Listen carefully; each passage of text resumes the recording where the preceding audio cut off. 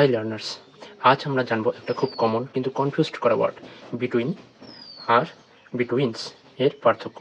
হ্যাঁ, দেখতেও প্রায় একরকম কিন্তু ব্যবহার একেবারে আলাদা। প্রথমে আসি বিটুইনে। এটা একটা প্রিপোজিশন, মানে দুইটা জিনিসের মধ্যে কিছু বোঝাতে ব্যবহার করা হয়। যেমন I sat between Ram and Shyam, মানে আমি রাম আর শ্যামের মাঝখানে বসে আছি।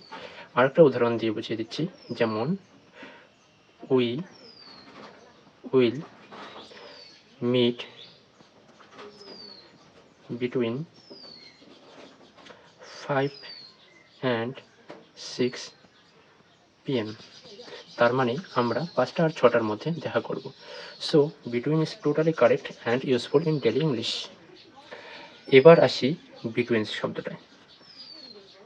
ওয়েল, এখানে একটা ওয়ার্নিং আছে। বিটুইন হলো একটি নন স্ট্যান্ডার্ড বা আনকমন শব্দ। কখনো কখনো কবিতায় বা সৃজনশীল লেখায় ব্যবহার করা হয়, যেমন দ্য বিটুইনস অফ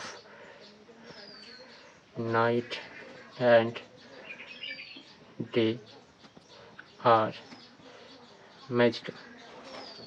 এরকম কবিতার লাইনে কখনো কখনো বিটুইন ব্যবহার করা হয়, কিন্তু পরীক্ষায়, স্পোকেন ইংলিশে বা ফর্মাল রাইটিংয়ে বিটুইনস ব্যবহার একদম নয়, কারণ বিটুইন গ্রামাটিক্যালি কারেক্ট নয়, এটি একটি ইনকারেক্ট ওয়ার্ড।